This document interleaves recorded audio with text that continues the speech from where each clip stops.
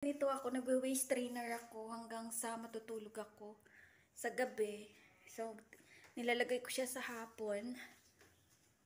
And kailangan mayroon siyang na damit.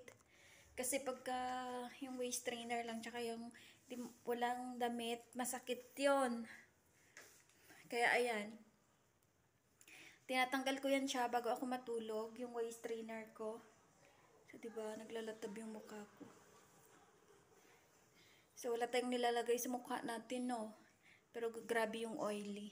So, ganito yung ginagawa ko dito. Nag-waist trainer ako para maano naman yung kasi nag-workout ako and then, ayun, para maano naman yung waist ko. Para gaganon ba? Para magkaroon ng, korte.